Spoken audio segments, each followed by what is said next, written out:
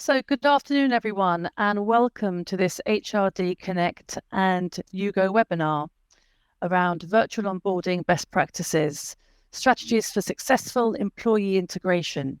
My name's Yvonne Smythe, and I'm delighted to be your moderator for today.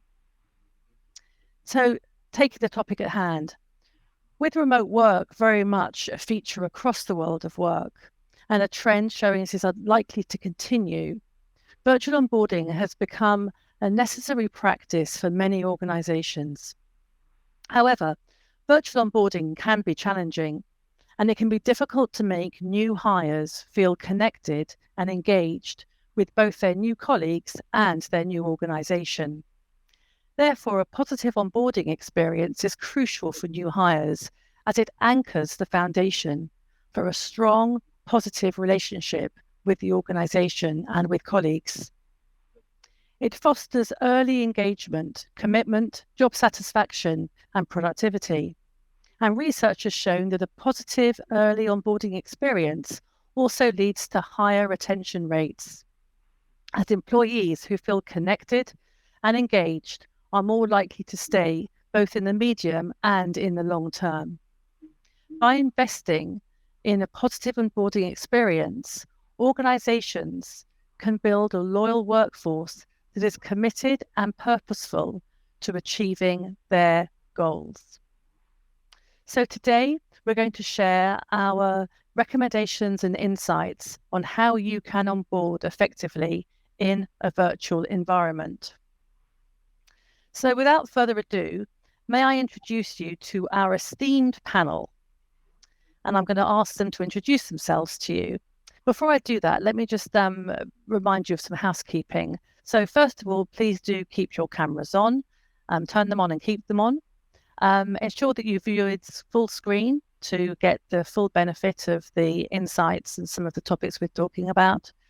Raise a virtual hand for any questions that you have, and click the green icon on the bottom of your screen if you need any support.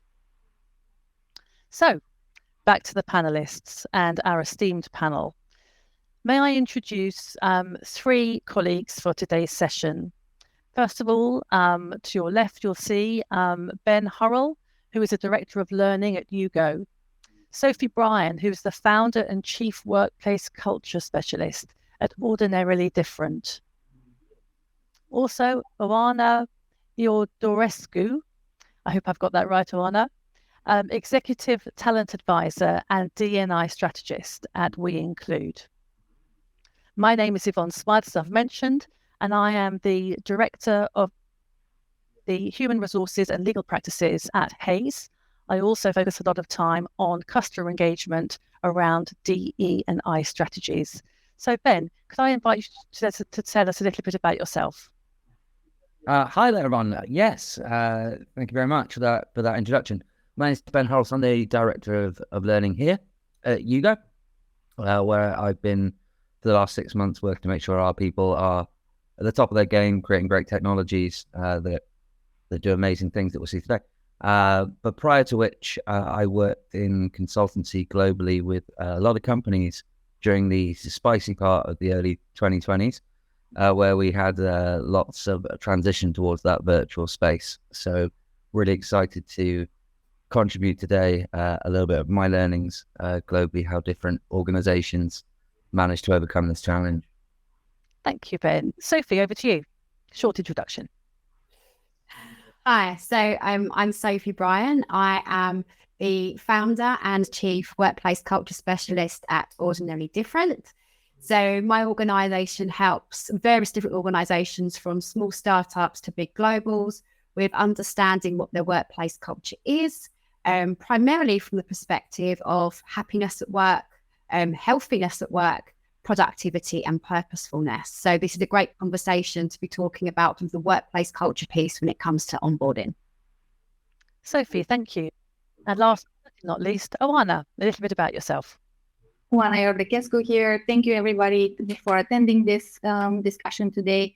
My experience is in growing technology teams across Europe and Asia, hired thousands of people for Facebook, Booking.com, Criteo, Wayfair, across different regions. And even before, let's say, the switch to remote working, these type of teams work in distributed teams. Therefore, a lot of them work remote. So I'm happy to share my experience with that. Currently, I am founding We Include, which is a DEI strategy organization focusing on hypergrowth. Thank you. Thank you to all of you. So before we head into the detail of our discussion this afternoon, I'd like to pose a poll to our audience. We're going to get interactive pretty quickly here. So this is our first poll. We're talking about the challenges and opportunities around virtual onboarding. So, problem statement. What are the biggest challenges you experience with virtual onboarding? Please do share your thoughts.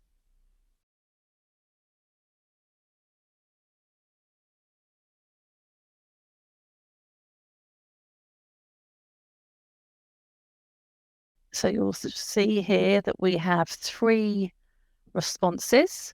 We have employee engagement, we have technology and support issues, and we have replicating company culture. I think the 4 of us would recognise that employee engagement is pretty fundamental in securing that early on. Replicating company culture, I'm sure we'll come on to that when we look at some of the themes around today. We might have had a glitch there because I was expecting to see some responses around technology and support issues. So I'm going to be assumptive here just for the moment. And I am just going to take some of those challenges that were relayed there. We'll come on to technology at the end, but if I can just first of all ask the 3 of you, starting with Ben, please do share with us your experience of the biggest challenges that you've seen around virtual onboarding and ongoing engagement. And what is the impact on an organization of not getting that right? So Ben, to you first, please. 100%. No, starting with the end in mind with the impact. Yeah, reduced speed to competence on a purely cold-hearted level is going to be a big part of it. You're going to be losing out on commercial opportunities, bringing people in. But more fundamentally, they're looking with your heart as well. You want people to be engaged and immersed in a culture, which you need, make sure you keep and retain talent and give people the best possible start. But so think of those impacts and kind of what leads to them with this whole world of remote. Now, remote onboarding touches a lot of different elements from HR to ongoing culture, talent. But for myself, being a learning and development professional, and this is equally in all the different sectors I worked in, from finance to pharma to energy to retail, is engagement is critical. And there's a few different ways of looking at that. There's that superficial engagement. We are in a world where we are competing for people's attention. We're talking about an entirely remote world, looking at human beings as they are, and I'm not going to talk smack about Gen Z and attention spans or anything like that, because we're all equally the same. Nowadays, you are competing as a learning professional, not against what time is lunchtime and who's walking out the window, and if it's raining, you're competing against your mobile phones, Amazon deliveries, that dog that everybody bought during COVID. So the idea is engagement is always massively challenged when it is remotely, unless it is done in a fresh and engaging way that encourages interactivity. And that's just the starting point of getting people into the space to learn. That engagement then goes beyond that to engaging with the key messaging, engaging with your people, engaging with your peers. And I'm sure as we continue on this discussion, that E word of engagement is going to definitely be explored as we move through. Yes, it will. Yes, it will. Sophie, your thoughts around some of the challenges that you've experienced when you're virtually on board? To follow Ben, because he encapsulated so much of what I wanted to say. So I'm going to take it from a slightly different steer, so I'm not kind of repeating Ben's thoughts. So in my capacity as a Chief Happiness Officer and going into various organisations and helping them understand what engagement and happiness looks like, we know from the happiness research that people want 4 fundamental things at work. What they want is a sense of achieving results, which obviously is done in slightly different ways now that we're virtual, but nevertheless, there are ways of us assessing performance, etc. One of the bigger challenges is when it comes to relationships, which is the second part. Now, relationships are incredibly hard to form, especially if you might be more of an introverted person and you're not having those water cooler moments in the office. You're not having those, I'm just popping past someone, I haven't met that person before, I go introduce myself. It's a lot harder to build those relationships when we're working in an environment like this. And then the other two aspects is purpose. So from a cultural perspective, the organization giving that sense of feel of why the organization exists, its values, its mission, that actually is felt, not just said. It's not just a tokenistic statement, but it's actually felt. And doing that virtually is incredibly difficult because, of course, some of that dialogue that needs to happen and demonstration of those behaviors doesn't always come through when you're working in an environment like this. And the final one is around play. And I think this is actually where we hit a bit of a barrier, but actually using technology, especially like platforms like this, there's great scope to have play, to have fun. I think we just need to be quite creative about those things. But certainly it's not the same way you would do it if it was in the workplace where you might have lunches, everyone to get together, or a team quiz, or even just, a couple of drinks down the pub after work. Doing it in a virtual environment is obviously very, very different. And so I think they're kind of the four key areas for me that I think we need to consider in this space. Thank you, Sophie. And Oana, anything else you would add to that from your experience in terms of challenges in particular? Great points all around. I'll bring you a little bit closer to my field and at the beginning of the employee journey where they say yes to your offers, right? From my perspective, or whenever we design talent strategies, what talent acquisition sells to those future employees needs to match day one, needs to match first 90 days, right?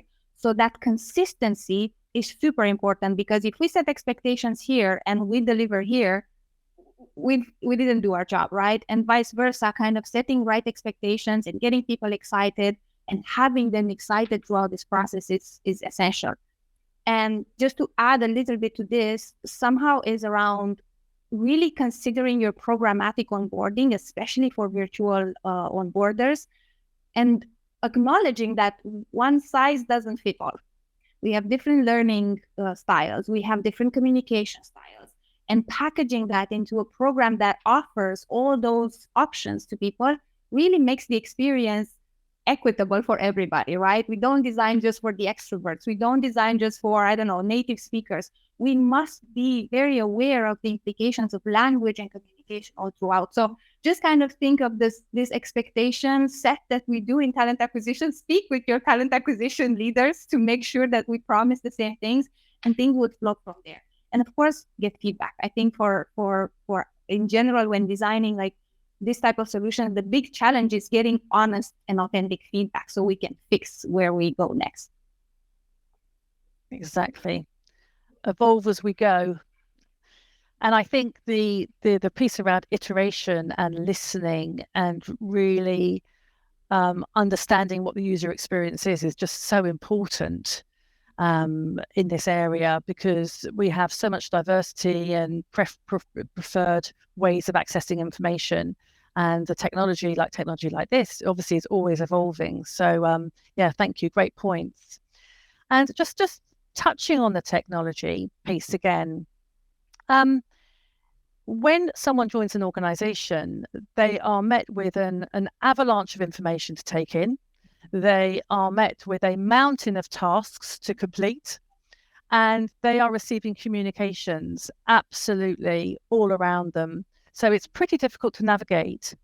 So again, Oana, if I can just come back to you on this, I have a question. So when we're looking at communication, in what ways can organizations ensure that new hires have access to the information and resources that they need to communicate effectively and to stay informed in that virtual work environment? I'll tell you a very little anecdote. I started post-COVID my first full remote onboarding, leading a team. I didn't know anybody, and I totally underestimated how hard it's going to be. I said, this is a piece of cake. This is like every other onboarding, no problem at all.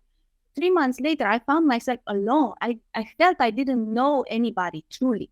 And I felt I didn't know where to find information. So searchability, when to your point, Yvonne, around like how do I access information? The information architecture of your organization will make or break somehow that experience. Is information searchable? Natural language. Are things structured and not outdated? So super, super important, because otherwise we're just kind of in the dark, right? And I think the golden rule, which I haven't seen any organization fully doing it, not using acronyms. Seems so simple, but then when you get there, half of the documentation is acronyms. So it takes double the time to find the right kind of explanation for things and the correlation between different acronyms. This is also very interesting. So these would be my top 2 points when it comes to communication and technology, making sure your systems are set up in such a way that information is easily searchable, and 2, don't make everything so personalized, because it takes a while for people to get there.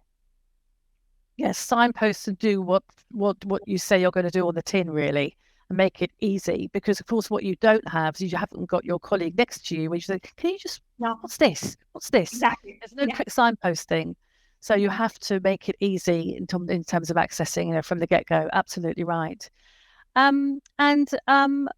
Sophie, anything you would add to that on the communication side of things?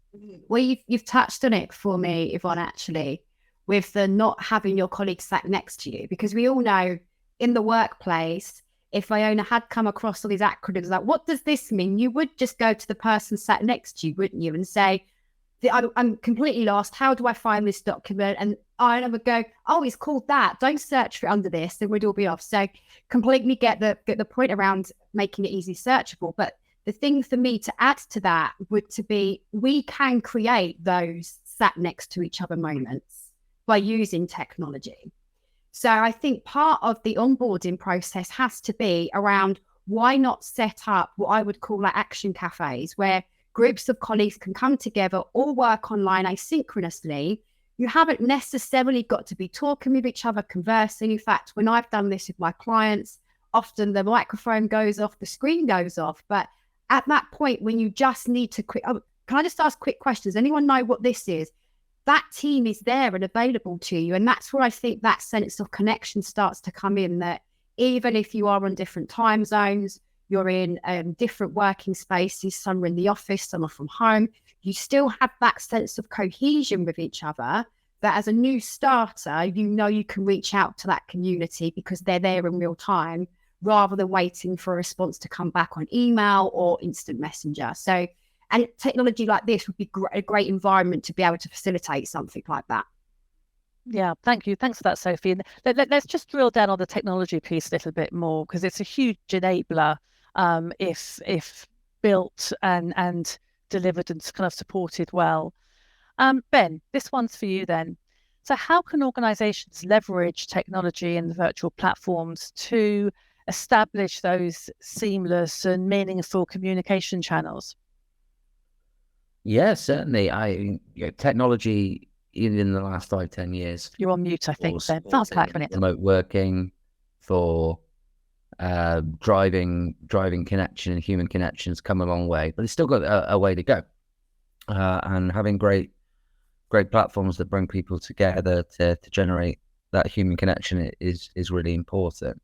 And it's not just, I guess, about presence from a learning perspective. It's about being able to interact and collaborate, because the aim of any technology, especially for new starters and onboarding, is to build a sense of community, not just with the business, but also as a team.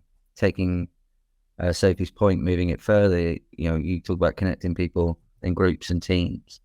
I think there's something really powerful with a group of people starting an organization together, having a ready baked social network. So I will always, when I have a group of new people coming together, in fact, pretty much any developmental journey is bring people together in action learning groups online through various technologies, having them bring them together into the Jugo space to collaborate, using the tools online to be able to create technology to create and curate So being able to pull information from the company file storage system, being able to interact on PowerPoint, build something together, collaborate, engage, build human partnerships through online collaboration, rather than just, we talked for years about stopping silo working, and there's a risk of creating more silos than you can shake a stick at. So creating this sense of community, not only in teams, but also as a network of people coming through, using interactive technology to not just interact, but collaborate, curate, engage with one another, and work in such a way that, you know, they can visibly create output and contribute is really important, not just in onboarding, on the physical kind of 1 week onboarding, if you will, but also as they move on and start to contribute into the business moving forward. That sense of community, that's my key point with how we can leverage technology. Thank you. And Anna, if I could just come back to you on this, I think, is there anything you would add there in terms of establishing the communication channels, which are so essential, the communication channel between within a peer group, so your colleagues who've also recently joined the organization are learning the ropes. Also, the communication between the new hire and their manager. And then the communication between, you know, the new hire and the wider colleague base, which I think, you know, Ben's alluded to there. But anything in particular with those first two, the peer group and the relationship with the manager? I think what I've witnessed working somehow is understanding that having just one body, for example, is ineffective. As I think Sophie mentioned, we don't have the 10 people around us present, tap on the shoulder and ask a question. So I saw some strategies in leveraging communication in terms of, like, I have a chat tool, or I have an email tool, I have a learning tool, but then I collaborate, or I kind of join this with pre-assigned multiple bodies, some for, let's say, the functional knowledge, some for the social interaction. You should meet this person. You will need that type of body in your sphere of influence. So there will be some teachers, let's say so, and then there will be some sponsors. And leveraging somehow the platforms that you're using, I think they're really important to be equally known by everybody. We have a lot of assumptions that we all know Jugo, or we all know everything else. But when you onboard, we come with different background of technology that we have used in previous organizations. Or if we are just out of school, we really need to start from scratch most of the times. So really understanding, again, leveraging somehow equally all tools for everybody, and creating, it's a little bit of an artificial community, but it gives that boost that you know that you have somebody to count on that really has the institutional knowledge on your, let's say, circles of influence that you need to develop within, and then the functional knowledge to actually do your job and create the output that you need to create in that. My biggest happiness point, I would say, when it comes to technology is when I see technology that is inclusive. There are some technologies out there. What I actually related again to a bit of a personal experience. I broke my arm recently, so I couldn't write anything for about 3 months. How do you do your work? It's impossible. So using technologies that had voice recognition and transcription that recognize my accent as a non-native were essential, to be honest. And they were a pleasure to use, and they were not giving anybody a headache to kind of figure out, what do I need to deliver? How does it need to actually be understood by the second or third party? So tools that are creating an inclusive experience, whether you have different physical abilities or mental abilities, or situational abilities, right? Like it happens to everybody that we need different accommodations. They do wonders. They do wonders in that feeling of engagement, in feeding inclusivity into that experience altogether. Thank you. Thank you for that. So we've covered a couple of areas. We've looked at the the problem statement, if you like, some of the challenges. We've looked at this importance around really effective and multiple formats whereby you can effectively communicate. Let's have a look at this area around, a third area around fostering connection and engagement. I mean, culture is often the glue that keeps a workforce together. And we actually saw that during lockdown that so many of us experienced, where people were drifting away because they realized actually it wasn't necessarily the job that they liked. It was actually the people they worked with or the people they had the connections with. So, Sophie, if I can come to you on this one as a chief happiness officer, what strategies have you found effective in helping remote new hires feel that all-important sense of connection and engagement with their colleagues during the onboarding process? We'll have a look at what happens after the process. It's a bit of a follow-up question, but what are your thoughts during that onboarding process? So I'm going to take this from a slightly different angle again, in that I think the best strategy you can create is formed by asking those people that are currently going through that onboarding process for their feedback. And the reason for saying this, and actually I don't very often see it happen in many of my clients, actually, when they ask me, Sophie, what's the strategy for this? What's the plan? And I'm like, your staff have the strategy. Let's go ask them. They've got the answers. And in doing so, I mean, there's some statistics around this that 67% of staff have got solutions to problems that you didn't even know existed. So if we think about it from that perspective, that we might try to be creating this fantastic onboarding process, but actually if we haven't engaged with our new hires and said, okay, you've been here 2 weeks, tell me about your experience so far, what's working for you, what isn't working for you, ask the same question again a month later, find out what's actually their experience. And as Iona alluded to a minute ago, like, many people may be joining organizations with different experiences of onboarding, different experiences of technology. And if we just take for granted, well, you know, we've been working this way for several years now, or we're familiar with that company, we know the way they work, that person may be having a very different experience to what you think they're having. So for me, the creation of any strategy has to be driven by the employees first, using their voice, their words, and their solutions before we start getting too strategic and going, well, this is a great idea, but actually may not be fit for purpose at all. Absolutely. Keep asking questions, be curious about that. And certainly at Hays, we have a very clear kind of, we call it aftercare practice, whereby we're going in, you know, a week, 5 weeks, 8 weeks, 12 weeks. Is this what you think it's going to be? Are we aligned in terms of expectation and experience? Yeah. And kind of like fulfilling the promise, I suppose, really. Again, Oana, anything you would add? I think you've offered a lot of insight already, but anything particularly on the kind of onboarding side with in terms of connection and feeling engaged? Again, maybe a bit what I've seen appreciated in this type of groups, having leadership visible at these stages, whether it's pre-onboarding, that your manager or your manager or the leader of that organization or department sends a note around, like, this is what we expect your impact to be, or this is what we're building towards, are you with us? Like the pre-engagement is critical somehow. And that visibility in the first, let's say, again, as you mentioned, maybe first week or first 30 days, having at least an opportunity to engage with people that normally you wouldn't, but the greeting piece is there, right? So having leadership visible in this process, I found it extremely valuable, because you hear about whatever people principles you have or whatever leadership principles you have, you hear it from those who have created those sets of principles, and it clicks a little bit better. Absolutely. And again, I think, you know, there's a piece here around talking to culture, having the confidence to be able to speak up and speak out at a pretty early stage in your career, if things perhaps, or your experience with that particular organization. So really looking at the cultural side of that as well as part of the onboarding.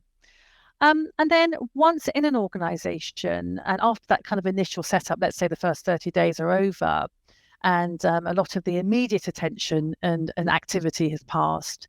Again, what initiatives or practices can organizations implement to ensure that those hires, in kind of almost like phase 2 of the onboarding, have opportunities for networking, collaboration, and that kind of relationship building? So beyond the initial onboarding phase. Ben, any thoughts on that?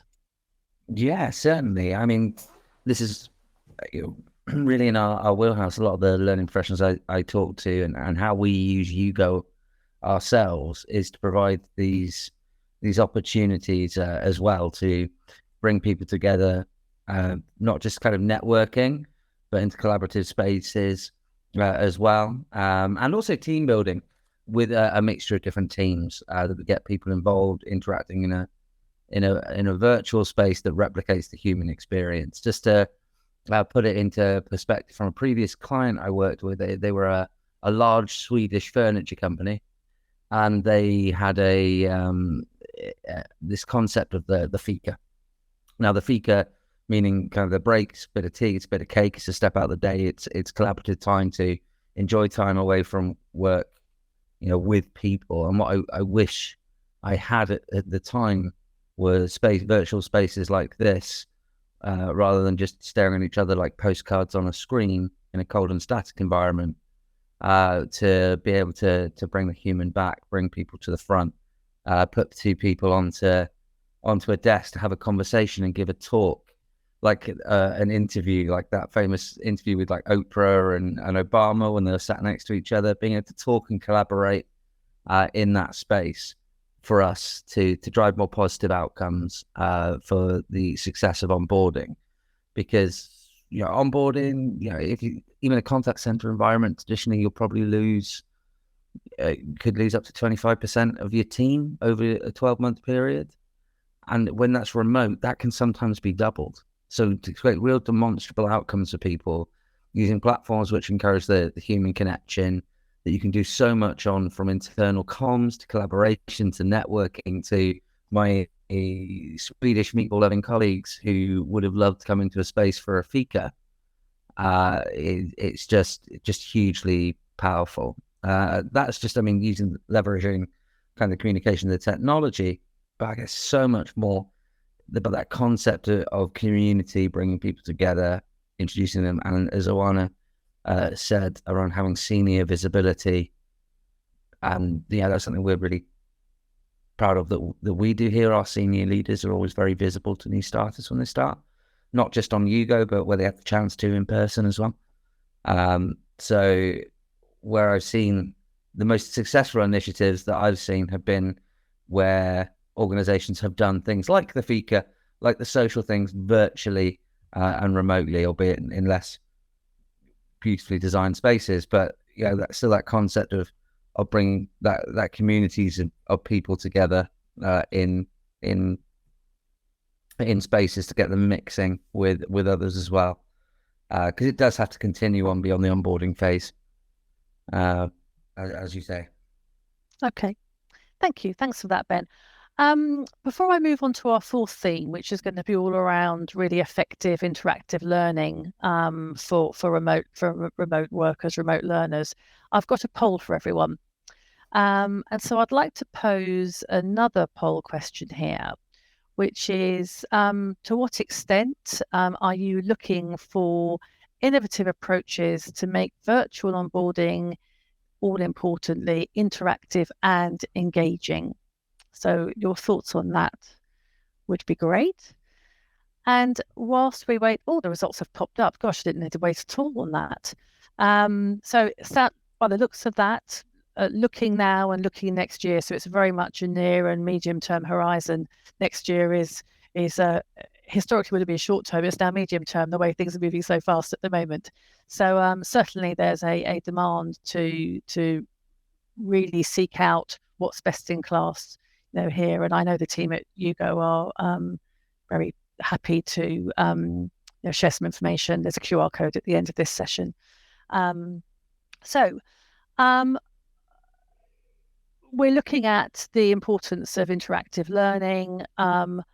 Lifelong learning is a given now. In order to stay relevant, you have to go to every role with a learning mindset to be able to demonstrate that as part of a core competency in what are pretty fast-moving and agile, workspaces and a skills environment as well. So, Sophie, I have a question for you. What innovative, I should say, approaches have you seen or helped implement to make virtual training sessions interactive and engaging for remote learners, again, during the onboarding, that all-important onboarding process? So I want to go back to, I think, Ben, you said this at the very beginning around making it more human experiences. Obviously, we're doing it virtual, but about how we bring the human aspect back in. And as a trainer myself, I'm always trying to find new ways of engaging with my clients, and the keynote speeches that I do, how we actually engage some of that humanistic aspect. And so some of the things I've done and I encourage my clients to do is things like scavenger hunts. So even though you're either in your work environment or you're in your home environment, but asking people to actually interact with their environment and come back with an item that might reflect how you're feeling today. And like people just hold up random things and go, oh, well, this pebble's how I feel today. And it's a bit spiky or a bit shiny. And it opens up the dialogue then for people to understand, okay, as a trainer, where is everyone's moods at? Like, how hard have I got to work to engage them? And equally, then understanding where has that come from? Like, why are people perhaps feeling a bit demotivated, or why are they super excited to be here? What's caused that? So one thing I found is engaging with their environment and then sharing that. And the second thing is around rituals, actually, that I think especially during, dare I say it, we've held off saying the C word, haven't we? But during COVID, where there was so much disorganization around, oh my gosh, this is a new way of working, this is unfamiliar to us. Something like rituals have been able to provide a sense of structure to processes that may not have existed before. So it might be that in team meetings now, with you as in a big room together, you may not want to do that touch base. How is everyone feeling? Find the object that describes how, because you would know that. You'd be in the room and you'd feel it, and you'd be able to detect, well, okay, today the energy's a bit low. But by not being in that environment, you can't feel that anymore. And so as a trainer delivering the training, designing some kind of ritual that you always have at the beginning of a session that says, okay, this is how we're going to work and these are the things we're going to do, whether it be asking people to check in on their mood or a scale out of 1 to 10, perhaps telling a personal story about how their morning's been, whatever that might be, creating that sense of personal interaction and a structure that then becomes known, so that every time you're engaging in a learning environment, you know that's the way it's going to go. You know there's going to be some personal sharing, some personal interaction. So for me, that sense of ritual at the beginning of that environment, and also getting people to engage with the environment they're in, I think is quite critical when it comes to bringing virtual to life. Yeah, thank you for that. I love the idea of the scavenger hunts. It actually brings them back. And certainly there was lots of, it's an opportunity to really learn more about the person, because they're then talking about themselves. And it's, as you say, it's so important when we can't read the body language, can't read the energy in the room, as you say. Ben, this one's for you. How can organizations strike a balance between the structured training modules and that are kind of delivered formally at the center, if you like, and then the kind of more self-paced, bite-sized learning opportunities, importantly to accommodate kind of diverse learning styles and preferences? So the kind of tailoring, I suppose. It is, and this is a really interesting one within the context and the framework of a onboarding in new starters, because it has the concept of push and pull. Especially for onboarding, it has to sometimes be quite push. Whereas as people start to learn and discover more about their roles, they can be curious and do some more pull and more elective sort of learning, which is always really interesting. So in terms of striking that balance, what you really need to do is create that culture of learning from the offset. So even though something is, we all love a GDPR training, don't we? Yeah, good, nods all around. We all love it, don't we? But unfortunately, it is part of it, because we need to make sure our people are safe, compliant, and keep our clients safe as well, and keep themselves protected. So making learning like that engaging can be challenged. So whether you do in-person learning, whether you do click next through digital learning, or use the power of things like Jugo to create immersive virtual learning environments that you bring people into, the concept's the same. That we have to make that learning experience engaging to start with, to showcase what learning can do for people and the questions on there, how do we accommodate the diverse learning styles and preferences of remote learners. Well, that can be really challenging if we look at the old way of doing things, because training was very sheep dippy, technical term, for for everybody getting the same uniform experience on a native platform. You know, everybody was in the room, everybody was the same, everybody clicked the same buttons, put in the chat.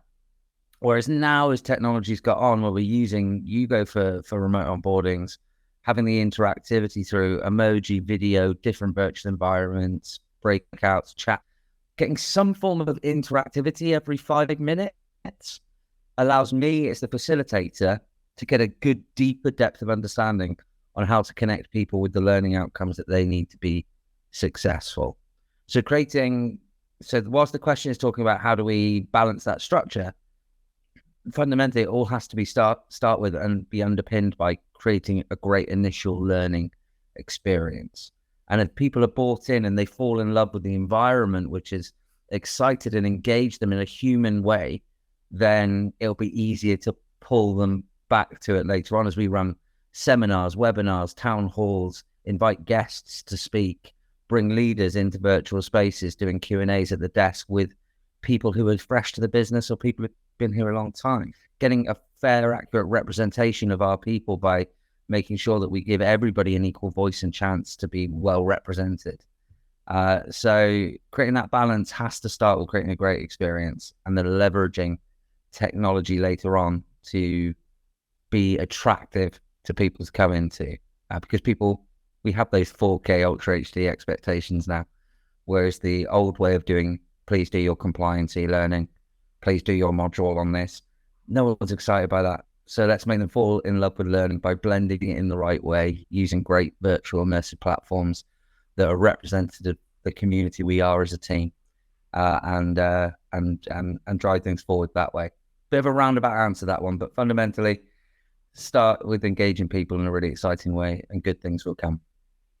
And I think you used a term I didn't pick up on there, but I think it might be important for our audience, our HRD audience. You said the 4K something. Or did I not hear that? 4K Ultra HD expectation. Oh, right, fine. Okay. Yeah, I'm just thinking of that. So I like that. If you're looking at a TV program or trying to watch a clip on YouTube in a really bad quality anymore, you'll get fussy or you pull a face, no matter how good the content is. So, we've got to match the modern world now and make things a bit more glossy just to keep people engaged in the first instance. Yeah, absolutely. And Oana, just your thoughts on that in terms of just that kind of tailoring and making sure that things are purposefully mixed up. Any kind of more thoughts on that? Ben covered it really, really well. I am a massive fan of blended learning and really understanding what is the impact of passive content, interactive content, and immersive content. The magic for me happens where I am able as an organization to give new employees the information about their roles, the organizations, and their peers, but I also get to know them. What are their strengths? Are they, let's say, already sharing with us in these sessions, whatever types of sessions we have throughout the technologies that we use? Are we getting a vision into them, their strengths and their expectations and their styles, whether it's learning, communication, or whatever? But managing somehow theory, practice, fun. I think Sophie has really brought a key point here. We must have fun at work. Otherwise, we don't make the information stick, right? Like we shut the laptop and we go and it's forgotten. And when we need it, we're going to search 3 days. So I think keeping this mix really qualitative indeed, like planned and strategically concise somehow, but interacting in a way that people recognize the values, like this is passive, this is reactive, and this is immersive. I see it and I'm in it and I'm in it for the long run. Thank you. Thank you for that. So I'm coming on to my last question and this part around remote learning. How can, we've spoken about attending as an individual, how do you then facilitate the sharing, the co-creation of experiences, knowledge sharing, during those virtual training sessions. So facilitator, yes, is delivering, if you like, and facilitating. You've got the individual coming along, but how, as a facilitator, are you really encouraging the attendees to, I guess, lean in and share their experiences with others who they may or may not know yet? Sophie, I'm going to start with you, if I may, there. And then I'll probably ask all three of you to comment very, very briefly on this. I'm conscious of time. Thank you. So I want to go back to what Iona was saying about diversity and inclusion aspect of this. And I want to apply the neurodiversity aspect on this, and not necessarily from neurodivergence. Of course, that's a big thing to consider, but also from the perspective of introversion and extroversion. Because as a trainer myself, and how I've seen this play out is when you are facilitating and you ask people to go to breakout rooms, answer this question, off you go. The introverts look like, rabbit caught in a headlights. They're like, whoa, hang on. And it's because they operate on a think, say, think basis. So when you're delivering in that environment, you have to create time for people to consider their answers before you put them into that particular scenario. Because what happens is people like me who are extroverted, we operate say, think, say. So I'm ready to jump into the breakout room with Iona and Ben. I'm ready to go. I'll just see what comes out of my mouth and it will work. But for introverts, it doesn't work like that for them. So to be more inclusive when we're in learning environments as a facilitator, if we're going to pose a question, even if it's a great activity, it's going to be lots of fun, we have to make sure we are creating thinking time so that no one gets left behind. Because quite often, if you've got a room full of extroverts and a couple of introverts, they won't get heard. And all of us extroverts like me will shout louder, and then their voices will get lost. So whatever I do in any training environment, especially when it's online, because I can't feel the mood in the room and detect it, is if I'm going to put you into breakout spaces or to do some kind of interactive activity, is I'll always give people 2-3 minutes to consider the question first, because then that means everyone has got a fair chance of having their voice being heard. Thank you. It goes back to your point earlier on when you were talking about being very purposeful around structuring and setting expectations, and so people know what to expect. I think that's rituals. Yeah, I like that. Ben, any comments on that kind of final co-creation piece? Yeah, no, really good, very interesting. I think it's just an interesting one. My kind of experience also felt that it's more introverts in their own home environment. I kind of always, there was sometimes a little bit of a switch sometimes between introvert and extrovert as well, a little bit. People felt more comfortable in their own space, and that comfort in the space is always something that's I think is about the place that it's the agenda that you set at the beginning of any session, the sense of psychological safety, to be able to start that up with on your slides, your expectations, your tonality, your voice, giving people the opportunity to build rapport beyond a superficial level. That's something that's critical in a remote environment. We all start off building communication with rituals, cliches. Hi, how are you? Let's talk about the weather. And unless you start getting people talking about their feelings, ideas, opinions, and judgments, like a good tip for me to only facilitate on there, something like with a remote group, I always get somebody to share something from a picture from their hometown or something that means something to them. And they put the picture of that in the chat of whatever platform broadly is used and discuss about it and start kind of opening there as a nice kind of very human sort of icebreaker that takes you beyond the facts and information and more into ideas and judgments. So that building rapport, I think, is critical beyond even anything else in terms of starting off engagement, and doing that through on platforms like Jugo, getting people up, putting people into spaces, getting people to create a culture of reacting to things through emojis very early on, getting on mic as much as possible and making that expectation, pushing comfort zones, but getting people talking and understanding each other, building human connections. And that's really important for us. And one of the reasons why Jugo exists. Lovely, thank you. And finally, Anna, any final thoughts on that? That's that co-creation, collaboration, building those human connections early on. Yeah, so many good points, and the list can go on, to be honest. There's so many methods out there, and I'm fascinated that we're constantly discovering, and probably as Sophie was saying, like, I'm always searching for something new, and there's always something to build. But definitely gamification is a big piece, especially for younger generations when it comes to learning, when it comes to experience. Storytelling is really, I think, going into a dimension in corporate that has never happened before, like from a very kind of translating concepts, abstract things into stories, into things that people can relate to. Those are wonderful things.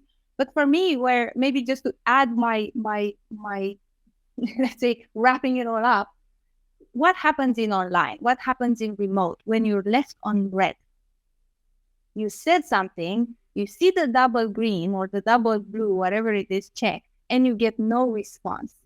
And with this, I'm trying to say, whenever you create any interaction, whenever we create any kind of experience, celebrate the outcome, recognize the contributors, make sure you kind of didn't leave people on red. You responded. There was a response to any interaction that your group is giving you back, right? Like they're giving time, they're giving energy, they're giving engagement in a maybe ideal, maybe not ideal for some. It depends on different personalities and generations, but not leaving people on red is a key factor of engagement, because then they will keep giving. Once you kind of left that conversation, like, oh, thank you for saying this, next, they will not contribute again, right? So yeah, considering what actually happens to us even outside work when we interact with our friends, with our family, what type of communication we wanna create full on, and utilizing all the technology. Lovely. Thank you. Thank you for that. So that kind of brings me to, or brings us to the end of the formal part of this. I want to thank Jugo for showing us how this platform, this really interactive platform, can work. And I think some QR codes will probably pop up as well. I just wanted to reflect back on some of the remarks that have been shared just by way of closing before I go to thank our amazing panel. So I think just in terms of point one, the problem statement, Ben spoke about the importance of obviously capturing the combining the head and the heart. Yes, it's about productivity, but we recognize that a positive onboarding experience it's just going to reap so many more rewards if we get it right. And that's one of the risks, the flight factor, all that lack of engagement when you've worked so hard to identify and secure someone and then bring them on. It's really ensuring that you really think about the onboarding experience and making sure, to Anna's point about aligning the promise that you've made to the lived experience. And making the architecture and the information that you're sharing, that avalanche I spoke about, super searchable, because you're not going to have the person next to you saying, as Sophie said, this isn't the way you do this. This is an easier way. You need to make it easy from the get-go. And I think Sophie's point about being creative in the planning around this and making sure that it is fun, and that you really start to get your personality and your culture being experienced right from the get-go. When we looked at communication, a very strong theme came through around the importance of creating content, co-creation, collaboration, and making sure that within teams there's an opportunity to not just learn from the person who's if you like the organization, but the opportunity to learn from each other, and of course that all essential line manager individual relationship there. And as far as communication is concerned, having the courage to ask for feedback and to make sure you're iterating as you go and constantly, continually improving, being very open to that type of feedback. When we were looking at fostering engagement and connection, Oana made the point about making sure that the leadership are highly visible in this, and being accessible around that, having the opportunities to engage, looking at team building, the La Fica moment. I like that. I hadn't heard that. So very much like the idea of that from Ben, in not just the initial onboarding phase, but the first 12 months where you're really looking to kind of build connection. So kind of on an ongoing basis.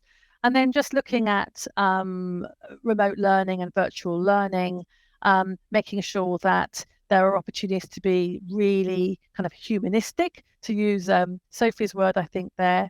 I love the idea of the scavenger hunt. I remember that from days of lockdown. I'm not seeing that now. I think it's really important consideration. And, Ben's point there around, having something around the hometown, so something that brings the individual to the fore and provides that type of runway for showing a little bit more about themselves. Sophie's point around setting expectations through the use of rituals, so people are not blindsided by the unexpected during a collaborative learning environment.